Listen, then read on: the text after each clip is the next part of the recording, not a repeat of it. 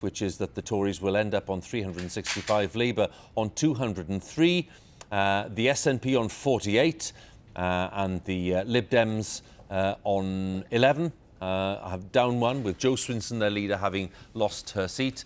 Plaid Cymru on 4, and then the others, Brexit Party on nothing, and the Greens on 1, and the others on 18. That is the picture, and you are watching Election 2019. So let's head back into the newsroom at New Broadcasting House. We're keeping an eye on all the news headlines, and let's join Louise once again. Thanks, Hugh. Good morning. The Prime Minister Boris Johnson says he will work night and day to repay the trust of voters after the Conservatives were confirmed as the winners of the general election by a large majority. The Labour Party has lost swathes of its traditional heartlands and has suffered its worst performance since before the Second World War. Mr Johnson says he will get Brexit done by the end of January next year. There's some flash photography in Jessica Parker's report. He knows it. The Conservatives have won a decisive majority, earlier at his constituency count and later to a rally. And with this mandate and this majority, we will at last be able to do what? You've been paying attention. Because this election means that getting Brexit done is now the irrefutable, irresistible, unarguable decision of the British people. They're delighted, the Tories making those inroads into Labour heartlands that voted leave.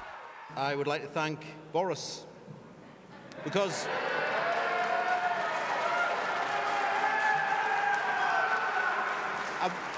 I would say that I'm going to be on that train on Monday. I'm going to London. We're going to get Brexit done. For his party, a major defeat. Jeremy Corbyn acknowledged a disappointing result. I want to also make it clear that I will not lead the party in any future general election campaign. I will discuss with our party to ensure there is a process now of reflection on this result. Glum faces here. Bolsover, Burnley, Sedgefield, Stoke and Don Valley among Labour's losses. There was two fronts I was fighting on.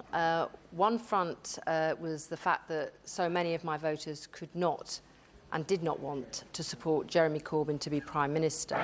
But the second front was the Labour Party's position on Brexit, that we'd moved to a position of being more like a Stop Brexit Remain party. Have you lost your seat, Miss Swinson? And a huge blow for the Lib Dems. Jo Swinson's lost her seat and will no longer lead the party. For millions of people in our country, these results will bring dread and dismay, and people are looking for hope. Earlier at Conservative headquarters, they were in the party mood. Boris Johnson wanted to drive his agenda through, and the door is now open. Jessica Parker, BBC News. Well, Donald Trump has congratulated Boris Johnson on his great win, as he put it. In a tweet, the US president also said Britain and the United States will now be free to strike a massive new trade deal after Brexit. This deal has the potential to be far bigger and more lucrative than any deal that could be made with the EU. Celebrate Boris, is what he said. Police and the military in New Zealand have airlifted 6 bodies from White Island in the Bay of Plenty, where a volcano erupted on Monday, killing 16 people. A mission is ongoing to recover 2 more bodies which have to be found. The volcano erupted on Monday with 47 people there. 8 people were missing on the island, presumed dead. Another 8 have already been confirmed dead. Around 20 remain in intensive care with severe burns. Right, let's get some of the day's other news as well. The US House Judiciary Committee has adjourned a marathon hearing in Washington without voting on 2 articles of impeachment against President Trump. The acrimonious meeting of the committee ran late into the night, and Chairman Jerry Nadler said in closing the session that members should search their consciences before the committee meets again on Friday. President Trump has reportedly approved a trade deal in principle with China. Under the agreement, the US would suspend tariffs on $160 billion of Chinese goods, those tariffs that were due to come into effect on Sunday. In return, China promises to buy more agricultural products from the US, but there's been no official statement yet, and there's no written agreements. There is, of course, lots more from BBC News online and on your mobile, where you can look up the results in your constituency for the general election. You can use our interactive map to search for any seat across the UK on our website, or use the BBC News app. We'll be back with you in a moment. First, though, the weather with Matt Taylor. Thank you very much, Louise. Very good morning too. Well, a few of you will stay dry and reasonably sunny today, but elsewhere, grab the umbrella once again. At the moment, most persistent rain is across parts of eastern Scotland and pretty wet too through Northern Ireland, parts of Wales, northwest England through towards East Anglia and the southeast. That zone will start to see the cloud break up a little bit through the day, so a few brighter spells, but showers continue, staying wet in the northeast of Scotland throughout. But southern Scotland, northeast England, some of the driest places to be, and across southern counties there'll be some sunshine too. But here, the windiest place, we've seen winds gust 60, 70 miles an hour through the night. Gales, maybe severe gales, continue throughout today. Temperatures, though, up to around 9 or 10 degrees here, still in mid-single figures further north that you are. Now, as you go through into tonight, outbreaks of rain going to continue across some areas. Bit of sun, a bit of clear skies in between, leading to a touch of frost. And it stays cold and blustery this weekend. Now back to Hugh with Election 2019.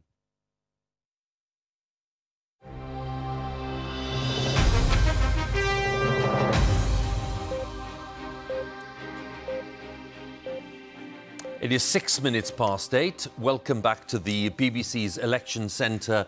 And if you're just joining us this morning, if you're just waking up and you're catching up with the news, well, the news is that Boris Johnson has achieved a remarkable win in this general election.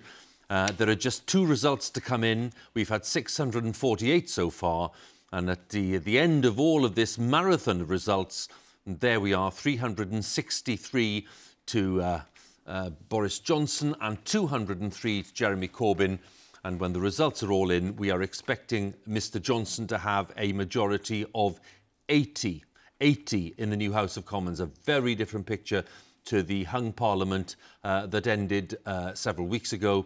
This is going to be a Conservative majority, and the majority big enough for Mr Johnson to do pretty much what he likes in legislative terms. He's already said this morning he'll press ahead with Brexit, and he'll press ahead with some ambitious infrastructure and other projects. So we've heard from him earlier. We saw clips there in the news bulletin with Louise. So what I'd like to do now, especially for the benefit of those just joining us, is to recap really on some of the notable gains for the Conservatives overnight, because there have been many of them, and lots of them in traditional Labour areas, especially Labour areas where there was a big Leave vote back in 2016. So that's where the Conservatives really have made a lot of gains and made some rather spectacular results in areas which have never been Conservative before. So with all of that in mind, let's ask Rita in our results centre to take us through some of those gains. Rita? Hugh, there have indeed been some staggering results in a whole host of seats. We're showing just a few of them here on the touch screen. Names like Sedgefield. Sedgefield was Tony Blair's old seat. He had a majority of 25,000 there once.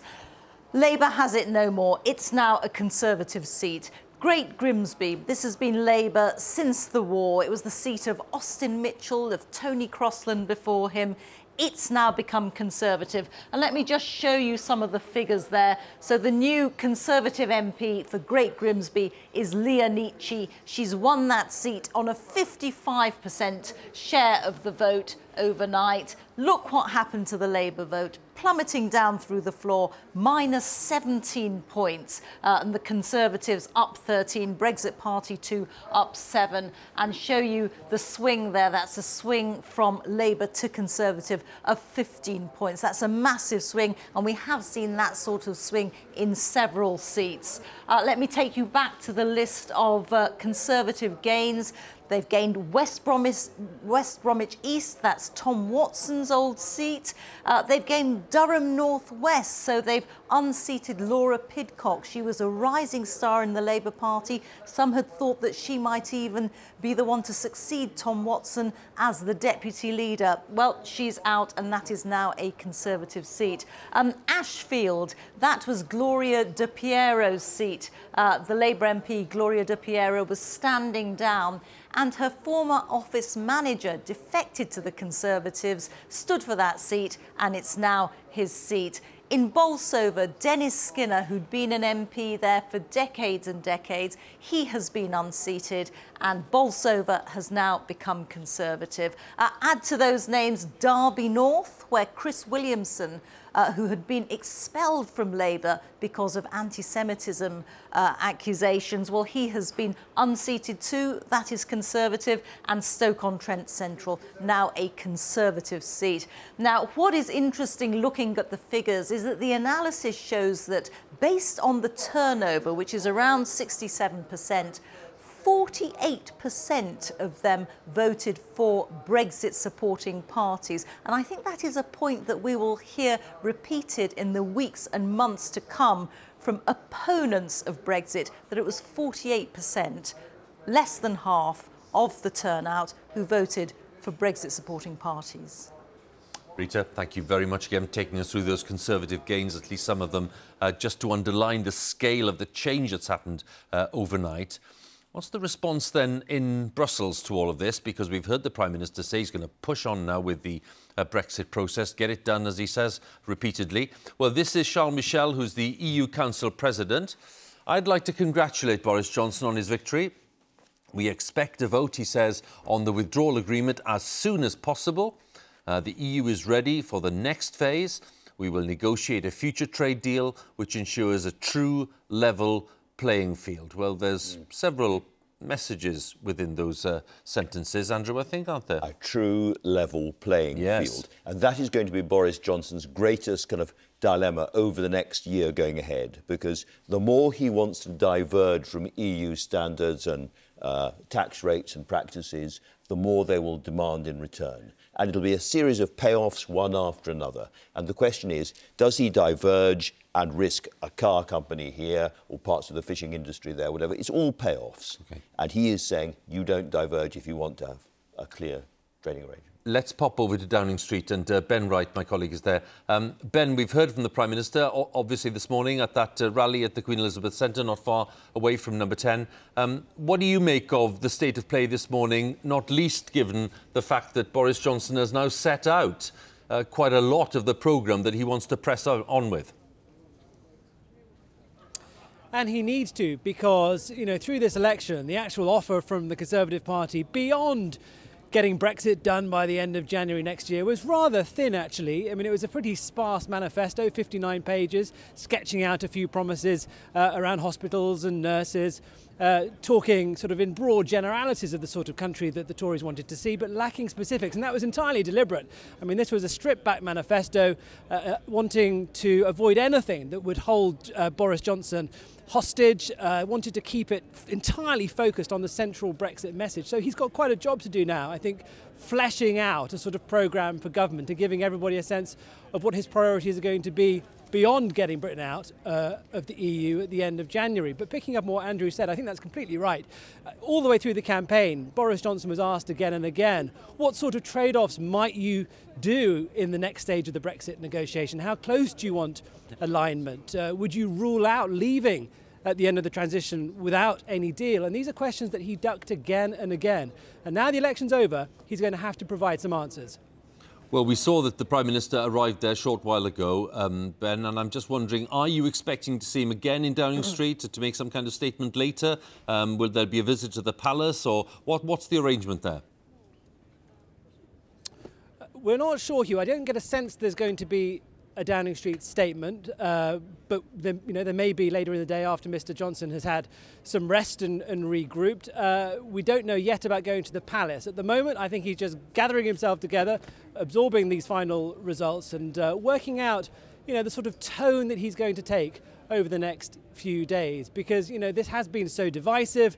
There are going to be a huge number of people who are still clinging on in the hope there might somehow be it hung Parliament or another referendum, is Boris Johnson going to speak to them and try and bridge the sort of divisions and animosity that runs through the electorate at the moment? I think he'll be thinking about all of that, but he will be revelling in this. I mean, this is an absolute triumph for him. Biggest majority for 30 years. And considering too, we've spent a lot of time, certainly in the first half of this year, reporting from Downing Street on the total chaos within the government. It felt like a Tory party collapsing at some point, particularly when Theresa May was trying to get the deal through. Huge rebellions on her own backbenchers, moderate sort of centrist Tories being kicked out, all sorts of talk that this could be a repeat of the Corn Laws split of the 19th century. And yet here they are at the end of the year with a thumping majority. There'll need to be some kind of reshuffle, won't there, Ben? Because, I know people were saying that the big reshuffle might not be until after Christmas. But, for example, Zach Goldsmith obviously will need to be replaced because he's out. And Nicky Morgan, who's retired.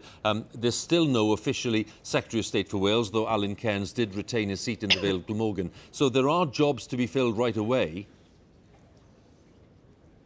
There certainly are, although remember this is a relatively new team cast in Boris Johnson's own image that he put in place when he first entered Downing Street in the summer. And it's been hard to tell actually during the course of the campaign who he favours and who he doesn't. People like Matt Hancock, the Health Secretary, have been very visible, so I think he's probably quite confident of either staying in his job or moving on to an even bigger one in Whitehall. But what was interesting about the campaign is that it was so focused on Mr Johnson. The vast majority of the cabinet really weren't seen very much at all, including people like the Chancellor. So we'll see if Mr Johnson uses this new mandate, uses the 5-year term that he can now look forward to with confidence to rebuild his team at this early stage. Ben, thanks very much. Ben Wright for us there and in Downing Street. Well, down at Westminster, my colleague Emily Maitlis is there and she'll be taking us through lots of the day to come with plenty to talk about. Emily, very good morning to you. What's going on?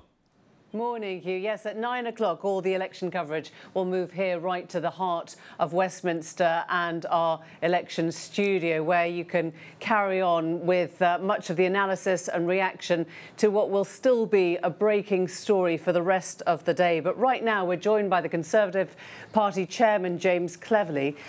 James, were you expecting anything of this size? Well, we do polling, we do modelling, just like the stuff that gets put in the public domain. And we campaign hard and we hope. But I don't think anyone was really expecting the result to be quite this way, although we were picking up hints. So I was visiting dozens of constituencies in the Midlands and the North, and there was real anger about Labour. We heard jitters yesterday, is that right? There were real jitters on the day. I think it's only human to get nervous. There was so much at stake. We were very, very keen that this was a really important election. We made that clear.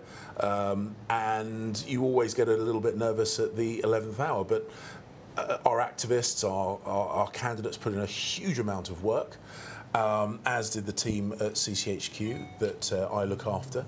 And in the end, we got a result which I think really vindicated the message we were putting across, was that the British people wanted Brexit done, wanted it resolved. Let's work out what that plan is now. Sure. Where does it go from here? What's the week ahead look like?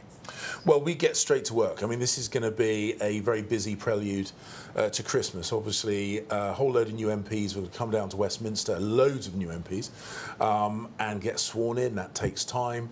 But very quickly, next week, we'll be starting the process to get the withdrawal agreement bill through the House. So that will go ahead. The withdrawal bill will go through next week. Is that what you're saying? We're going to start the process. It can't go through all in the first week, but we will start the process and make sure that all the legislative stages are done in time for us to leave on the 31st of January. So just explain, in terms of what happens now before Christmas, will it go through the Commons, go through the Lords? Well, we're not completely... I can't give cast iron guarantees of the precise timetable. But there was an urgency, wasn't there, to the Prime Minister when we heard him an hour ago. So I'm assuming... We will present this at the first opportunity. As soon as the Members of Parliament are sworn in, we'll get the Queen's speech through and then... On the 19th still. Yeah, and then straight into getting the withdrawal agreement bill through the House of Commons so we can get through in good time and we can leave by the 31st. You expecting to be working on Saturday?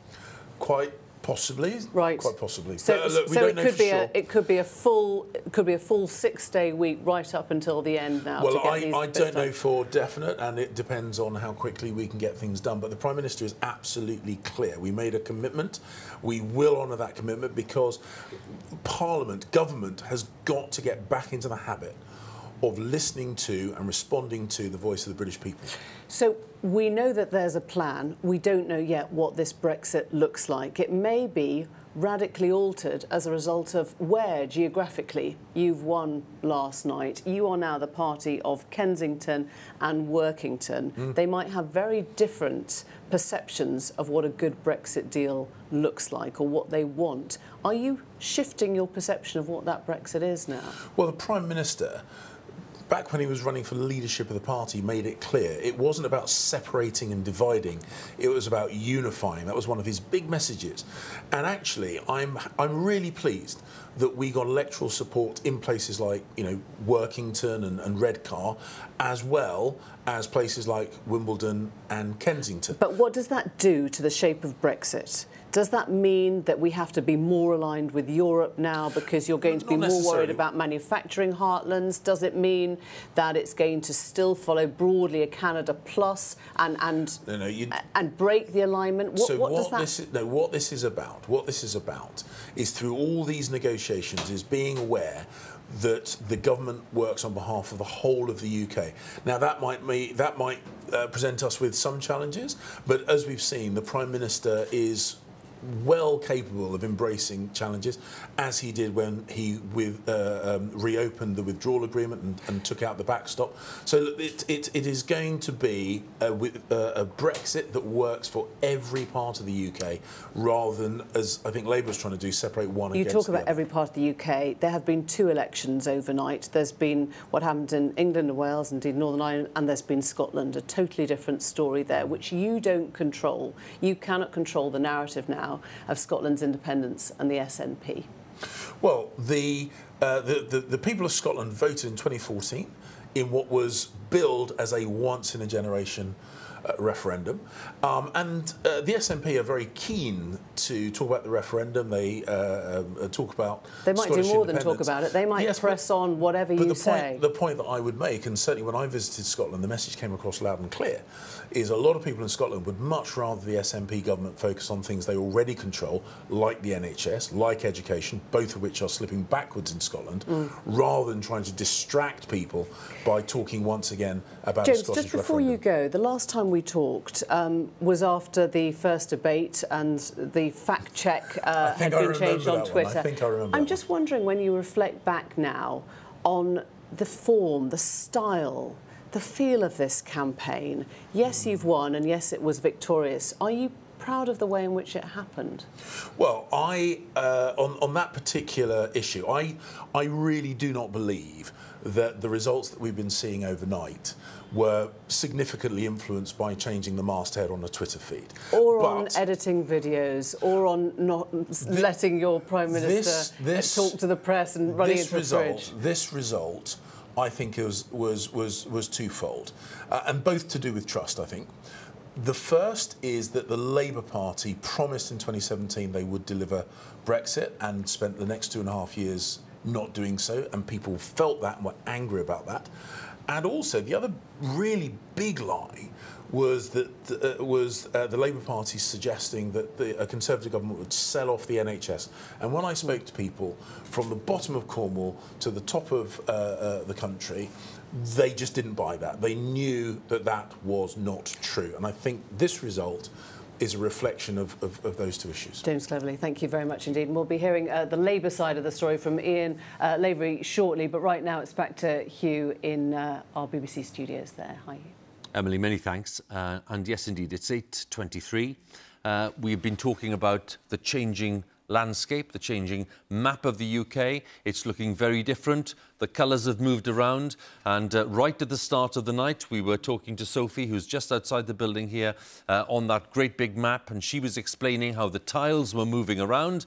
Let's join Sophie again to see where they now settle. Well, we have just one more tile to lay, and that is St Ives in Cornwall. It always takes a long time because of the votes coming in from the Scilly Isles. But things have changed dramatically across a lot of the UK, not so much across the south of England. This is London. I'm walking around the edges of it here because it really, all these 73 MPs really distort our map, but still very much dominated by Labour MPs. But if I show you the map as it was last night when we started, the 2017 election colours on the right of your screen, and the election results now, the 2019 election results, you can see just how dramatically things have changed in the north of England, northeast Wales, right across Scotland. And it is that Labour red wall that has not so much been breached completely, but there are certainly huge cracks in it, and it has been shrunk dramatically. And there is a big Conservative path above it, right across from one coast to the other of England. And the story really started up here in northeast Wales in seats like Wrexham that have been held by Labour since 1935 and have gone Conservative for the first time. They voted very heavily to leave the EU. There are other seats here like the blue heart in the red circle. That's Tom Watson, the former deputy leader of the Labour Party. That's his West Bromwich East seat. And big surprises here, Lee in Greater Manchester. There was a 9,500 Labour majority, which was overturned by the Conservatives, who took that for the first time. And this is something I couldn't do last night. Walk right across northwest England, northeast England, along Conservative seats. Big surprises here. Well, Wakefield, that had been held since 1932. That was taken by the Conservatives as well. And of course, the story in Scotland, it has gone almost completely yellow again as the SNP have taken all these seats, and some of the big casualties of the night. Jo Swinson, the leader of the Liberal Democrats, who lost her Dunbartonshire East seat, a disastrous night for her. And if we go back down into Derbyshire, there's Dennis Skinner, the beast of Bolsover. He had been an MP, a Labour MP, there since 1970. His seat now Conservative. Further down, the seat of Beaconsfield, the former Attorney General Dominic Grieve, who led the backbench rebellion against Brexit, was kicked out of the Conservative Party. He stood as an independent, but he has lost his seat. It has gone and stayed with the Conservatives. And finally, the Conservative there, Zach Goldsmith, has lost his seat, Richmond Park, to the Liberal Democrats. But our map showing you very clearly now, particularly here across northern England, that Labour wall that was so solid last night, and now really all these cracks, all these holes, and it has been shrunk so dramatically as the Conservatives eat into the Labour heartlands. Sophie, just a thought, because you've been there for hours, and I'm just wondering, as you've seen the patterns changing, what for you was the significant point of the evening when you saw the pattern? Was it the red wall showing those cracks, or another part of the UK? What was the moment for you when you realised we were looking at significant change? It was seats like Wrexham. It was North East Wales. This area here was very much dominated by red tiles when we came on air last night, and the colours of the 2017 general election, they're all blue now. And then it was the surprises like Lee. And it is just the way this wall has shrunk, the holes that have opened up, the blue holes, the way that the Conservatives have just narrowed that Labour dominance in these heartlands and just squeezed them so dramatically. As I say, the south of England, really largely unchanged. And again, Scotland going almost completely yellow. We saw that in 2015. It has happened again. And it is just here, this part of the United Kingdom, where we've seen such big changes. Sophie, thanks very much again. Sophie there with the changing map for us and illustrating that in such a vivid way. But mentioning there the Labour red wall and the fact that it's full of cracks after the evening's events, after the night's events. So let's join Ian Watson, my colleague who's at Labour headquarters. And Ian, what are you picking up there in terms of the reaction from within the party to what's going on? We heard from John Lansman during the night, the Momentum chair, and we've heard, of course, from other Labour figures too, representing different traditions within the party. What are they saying to you this morning? Yes, well, it's quite a contrast, actually, Hugh, with the very public statements made by Boris Johnson that Jeremy Corbyn came in through the back door here at Labour headquarters He left by the front door, not saying very much under the cover of darkness, but quite a lot has been said off the record and behind the scenes. First of all, that it was a body blow to people around Jeremy Corbyn that Laura Pidcock lost her seat in Durham overnight, because it had been the hope of some people around him that her, the new generation in her 30s, might be able to be the new standard bearer for the left wing in the party and become his successor. And one of the reasons that he's calling for this process of reflection and showing no signs of leaving swiftly after the worst defeat since Michael Foot in 1983 is that, in part, people around him are now trying to regroup and think who else they can build up from that wing of the party as a potential leadership candidate, possibly, as she's been talked about for some time, Rebecca Long-Bailey. But there had been talk of Laura Pidcock going for deputy leader of the party when Tom Watson said he was standing down. As I understand it, actually, they wanted her now to go for the leadership itself, and that was blown out the water by this terrible result. Now, what we're also going to be seeing during the course of the day, Hugh, is quite simply this. We're going to get the battle of the narratives, if you like. People close to leadership, you'll hear this from Ian Lavery saying it's all down to Brexit. People who want to replace Jeremy Corbyn and start to move the party further away from the left will be arguing that Jeremy Corbyn's leadership was not just central to it, not just him and his personality, but the politics as well, and that has to change too. What I'm hearing on that front is that people think this idea of a long process of reflection will simply be unsustainable. The way of making it unsustainable is to try to parade a range of defeated candidates during the course of the day to try to change that story. If you like, he or she who controls the past controls the future. There's also going to be pressure from people in local government as well. They say they don't want Jeremy Corbyn to stay on anywhere near the May local elections in case another wipeout is on the cards too. People close to Jeremy Corbyn would like him to stay on a bit longer. I'm told again by sources inside here that it's most likely, if he can, that he would wish to stay on for a few months more. But I think that position is going to come under sustained pressure. That would be the first thing, and then at that stage, some people who'd move the party perhaps in a different direction, then coming out and throwing their hats in the ring, people such as Sir Keir Starmer and Jess Phillips. Ian, thanks very much for the latest thoughts there at Labour headquarters. Ian Watson there for us, getting the latest reaction and thoughts from within the Labour Party. So, the time is 8:32 and we are now in a position where we just have one result to go. Let's have a look at the seats gained by Boris Johnson and Jeremy Corbyn at this stage, with just one seat to declare, that is St Ives, and Boris Johnson on 364, Labour on 203. Boris Johnson looking at a majority of 80 seats in this new Parliament. You're watching Election 2019.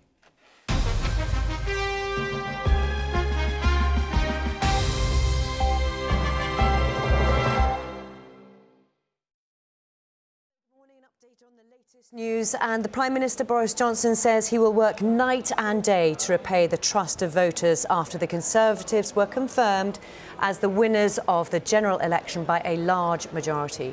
The Labour Party has lost swathes of its traditional heartlands and has suffered its worst performance since before the Second World War. Mr Johnson says he will get Brexit done by the end of January. There's some flash photography in Jessica Parker's reports. He knows it. The Conservatives have won a decisive majority, earlier at his constituency count and later to a rally. And with this mandate and this majority, we will at last be able to do what? You've been paying attention. Because this election means that getting Brexit done is now the irrefutable, irresistible, unarguable decision of the British people. They're delighted, the Tories making those inroads into Labour heartlands that voted leave. I would like to thank Boris, because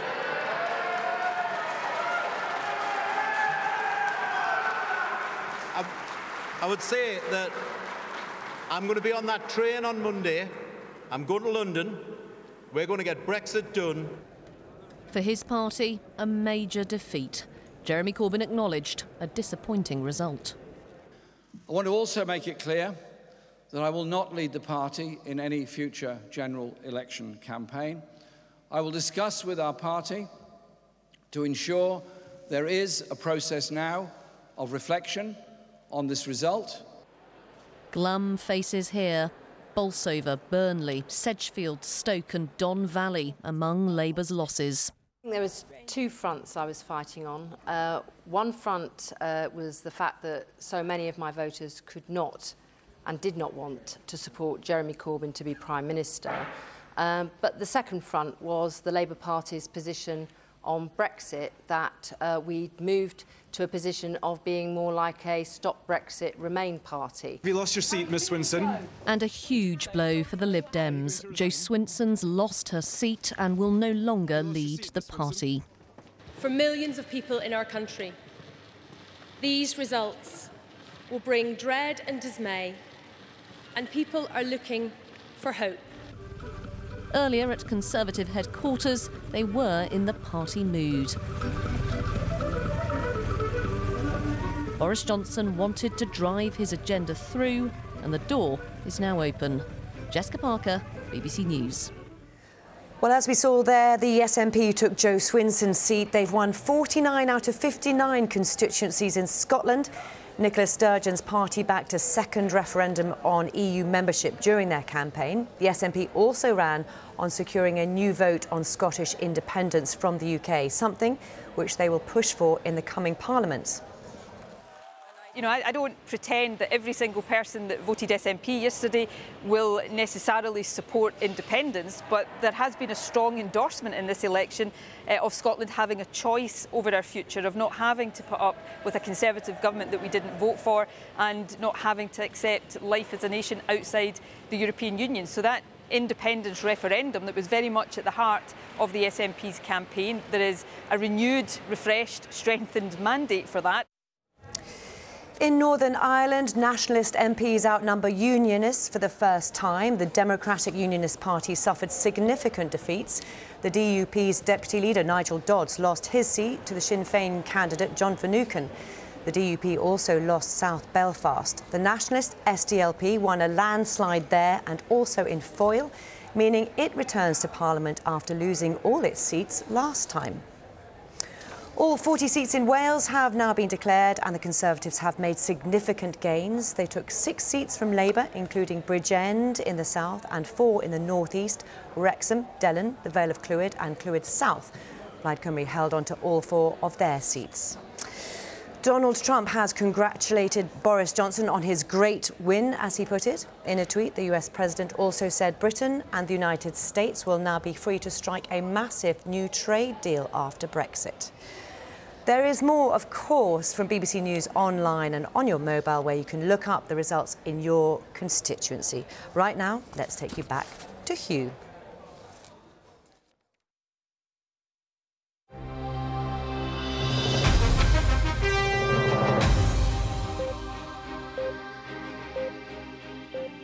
Very good morning once again. We're at the BBC Election Centre, where we've been since 5 to 10 last night, but we're still fizzing with energy, all of us in the studio.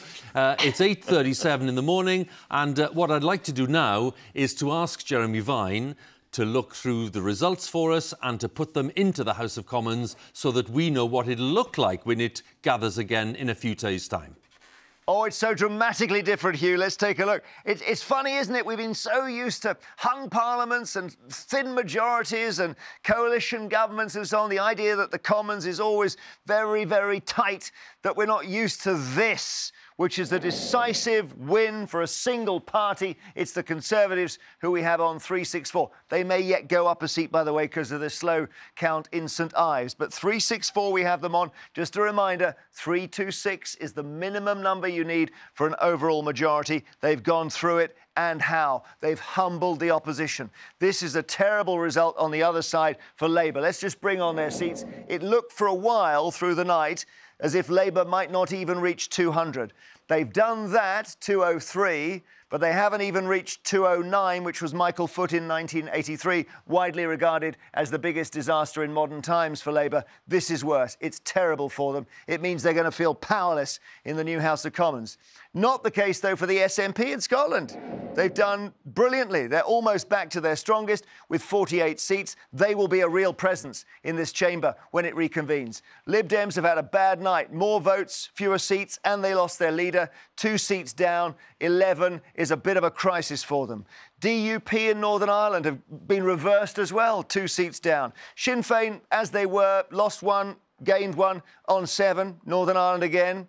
Let's see the next seats if we can here. Plaid Cymru on 4 in Wales. SDLP in Northern Ireland on 2. And just moving on, you've got the Alliance Party in Northern Ireland on 1 there. So quite a bit of reconfiguring in Northern Ireland here. And 1 Green, Caroline Lucas back in Brighton. So, yes, some changes in the Northern Ireland terrain. Scotland, obviously, hugely powerful SNP performance and real questions for where the Labour Party goes after Jeremy Corbyn. But here we are with this situation where the Conservatives took this gamble under Boris Johnson. Could he do what Theresa May failed to do 2 years ago? Yes, he could. And how? 78-seat majority. Worth pointing out as well that as far as Labour's performance is concerned, they've only got 1 seat in Scotland and have fallen below 20% of the vote there. So this is remarkable, and it's made for a very dramatic night. Hugh. Remarkable indeed, Jeremy. Thanks very much. And Jeremy, they're taking us through the look of the new House of Commons, so dramatically different to the last one. And that's, of course, principally because of the huge Labour losses overnight, and most of those going to the Conservatives. So with that in mind, let's join Emily once again down at Westminster. Hugh, thanks very much. Yes, we're going to join Ian Lavery, the Labour chair right now in Newcastle. Ian Lavery, why isn't Jeremy Corbyn going straight away? Do you understand that? Well, I think the situation with the election, I mean, it's only more or less happened in the last 10 hours or so, and what Jeremy said within a matter of hours is that he'll not be standing as the leader of the Labour Party at the next election. And what he said was we need a period of reflection, and we need to look at exactly what's happened. We're going to have a post-mortem with regard to the disastrous results. I mean, it's quite right. It's so disappointing what's happened, bearing in mind the fantastic manifesto we've had, the way that people have embraced probably what's been the best document the Labour Party's ever produced. So we'll be discussing it, but we'll let the dust settle and we'll look at how we go forward as a party in the next few days or so. Just explain that, what the reflection is, because after Ed Miliband's defeat, he said, I take absolute and total responsibility for our defeat. And we haven't heard that from Labour. We've heard different excuses or rationales. Do you think there is any acceptance of responsibility in the Labour leadership? The Labour leadership will be having... It's only 10 hours or so since the election results were began at 10 o'clock last night, and even it's only a few hours ago. It's only, gone wrong, by the way, it seems like 10 days, by the way, because I haven't had any sleep. But the reality is that we will be discussing everything in order, as a Democratic Party you would expect to do, and we'll have a look at what happened last night. We'll have a look at what needs to be done. We'll put a plan forward, and we'll discuss it with all the stakeholders, including the membership. We are a democratic organisation, and we'll take the party forward on that basis. Ian, let me just ask you on a personal level, do you accept that Jeremy Corbyn, his personality and his policies were the roadblock here?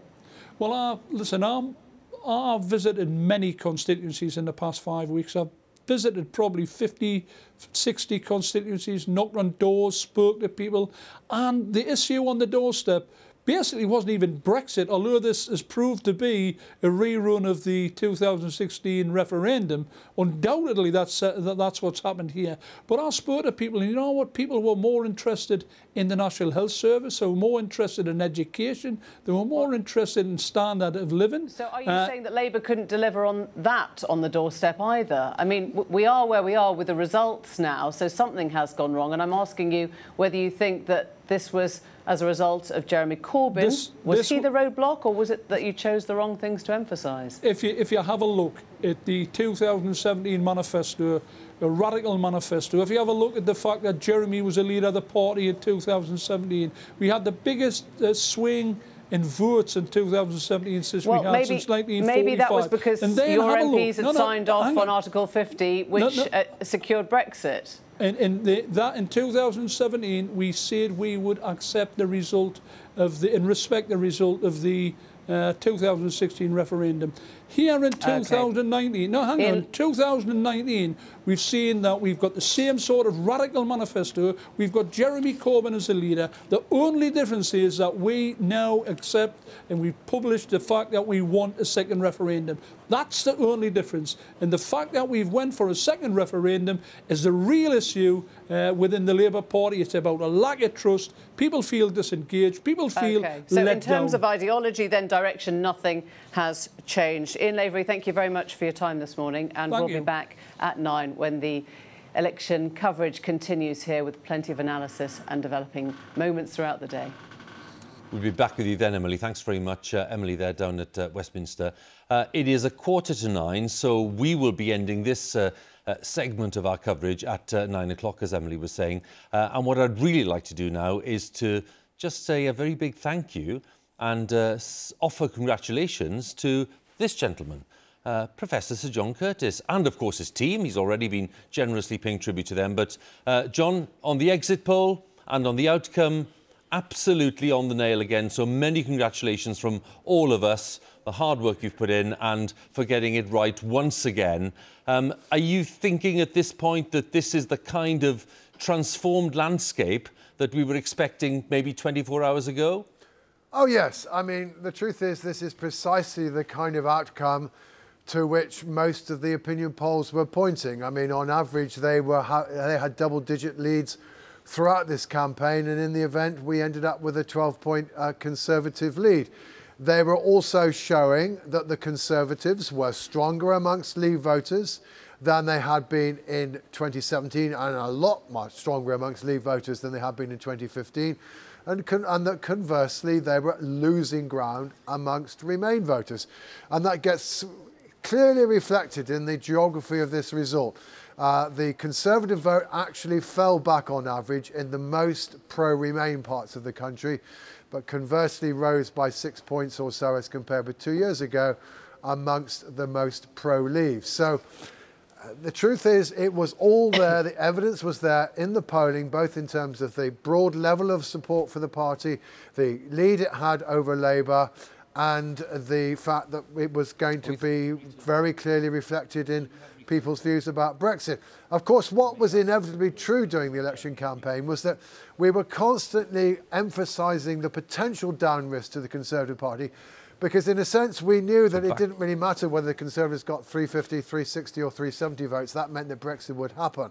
But if the Conservative vote were to fall, if the lead were to fall, then it could result in a different outcome for Brexit. So apologies for the fact that probably a lot of the commentary focused disproportionately on the potential downside risks that in the end were not realised. But that reflected the fact that it was whether or not those downside risks were going to be realised that was going to be crucial to the outcome of the election. Well, we discovered in the end, basically, we'd have just taken the polls at what they said. Indeed, the polls at the very beginning of this election campaign said it was a 10-point Tory lead. There really wasn't, in the end of the day, any significant change in that position. And this is probably going to go down as one of those elections where, in the end, the campaign did not make much of a difference, in stark contrast to its predecessor 2 years ago. John, congratulations once again, and good to work with you as ever. So John Curtice there and his team on the election analysis. Andrew, just thoughts at the end of this sequence of the programme now, and something you touched upon earlier, but I was going to ask you again. The kind of role the social media has played as well in this campaign, because, you know, we've reflected it now and again. But what's your thought today on that? I think it's incumbent on all of us to think about what we got wrong, what we need to listen to harder in the future. And of course, Sir John is one of the people we all need to listen to hard all the time. I hope somebody can give him another knighthood, so he's Sir John in the future. But beyond that, I was really struck over the last few days, hovering over social media and Twitter and Facebook and so on, how well Labour seemed to be doing. You know, their propaganda was funnier, brighter, younger, more passionate, more full of exuberance than what the Conservatives were putting out. And yet the old-fashioned, dreary, stodgy, old media and the mood in the country was completely different. And I think it's more or less unconstitutional now to finish these conversations without quoting the Prime Minister's dishevelled Svengali, Dominic Cummings. And he said this morning, he said, MPs need to reflect, the media needs to reflect, and they need to realise that the conversations they have in London are a million miles away from reality. And I think, in a sense, this is another lesson of this election. It's the latest stage in what has been a long-standing and repeated provincial revolt against the metropolis and metropolitan values. Fascinating thought, Andrew. Thank you very much for being with us. And Vicky, your thoughts as we head into a day of coverage again, and you and I will be working together later today.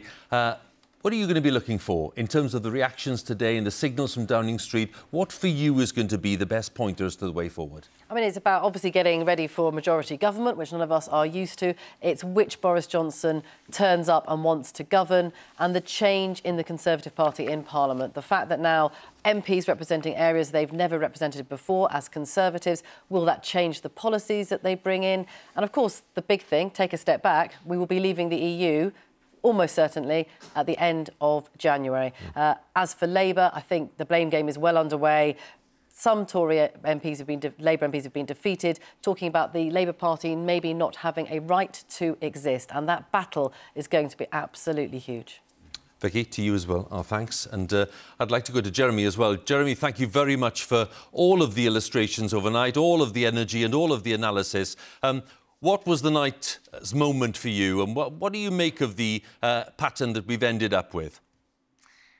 You know, I would go right back to 11:32. When we get the brilliant John Curtis's exit poll, we always have that sliver of fear, don't we? Is this going to be the actual result? And then Blythe Valley came in, and that's an 8,000 majority. And at 11:32, we discovered that had gone blue, and everything rolled from there, didn't it? So there was that, and I was trying to think: is there any crumb of comfort for Labour in the whole night? And the only crumb of comfort I can think of is that they took Putney. Now, I mean, that is in its own way a sign of how bad it is for Labour. One further thought, actually, is that the next Speaker of the House of Commons, Lindsay Hoyle, isn't going to be very famous, which will change things as well. We're not going to have night after night of action in Parliament. But, you know, what a night, and a different kind of result from our extraordinary democratic system. Jeremy, our thanks to you once again, and to your team, Jeremy Vine there. And of course, once again, let's fly over the newsroom in New Broadcasting House. Let's go straight over to our results centre. And Rita's back at the touchscreen. A final thought, Rita, for you and your moment of the night, I suppose. Well, there were several moments of the night, just building really on what Jeremy was saying. I think it was seeing all those red seats, those traditionally red seats, turn blue. Names like Sedgefield, Tony Blair's old seat, Great Grimsby, seats like Bassett Law, where you saw an 18% swing from Labour to the Conservatives. You saw the Labour vote drop by 25 percentage points. These were really very startling. So it was a whole host of names. And I think we shouldn't also forget the fact that the Liberal Democrats had a really quite miserable night, and seeing East Dunbartonshire being lost by Joe Swinson, well, that was certainly quite a moment. Rita, thanks very much. And I should say again that there is an army of people, not just here at Broadcasting House, but up and down the country, who've helped this broadcast. Our thanks to everyone in the BBC team over the last 11 hours or so. A remarkable night, and now a Conservative majority government. Thanks for watching, and goodbye. A very good evening. For the fourth time in the space of 5 years, the future of the United Kingdom is uncertain. The question tonight is whether any party can get 326 seats or more and send their leader through that door. Who will declare first? Last time it was Newcastle, but we have found out that their neighbours in Blythe Valley have been practising in secret. Are you ready? Yeah! Our exit poll is suggesting that there will be a Conservative majority. It is a dramatic poll. Boris Boris Johnson, who just a year ago was on the backbenches, may just have redrawn the map. The exit poll has Boris Johnson going straight through the 326. If this poll is anywhere near right, you've produced your worst result since 1935. Yeah, if it is anywhere near right, that's right. If this exit poll is correct, we are looking at the best result for the Conservatives since Margaret Thatcher in 1987. Another general election, another failure to win a single seat. Yeah, but we've used our influence, and that's the important thing.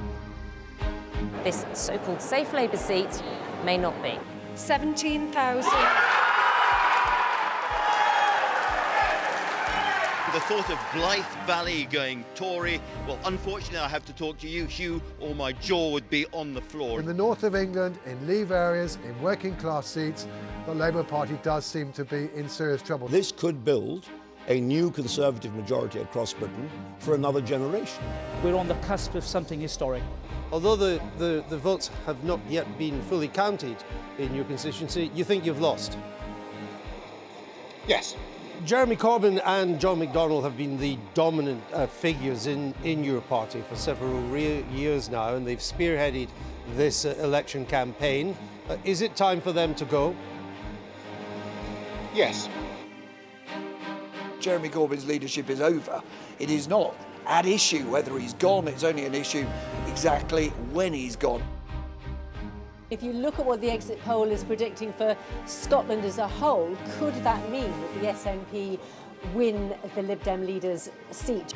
Scottish National Party, 23,775. Scotland and the rest of the UK are moving in totally different directions. Boris Johnson may well end up with a thumping majority, but he might be taking over a very divided map. Talking of swing, why don't we join Jeremy, who can give us a graphic illustration of what's going on with the swingometer. It's dramatic because it's right up here above 7%. It's not Jeremy Corbyn, it's Brexit and ignoring democracy.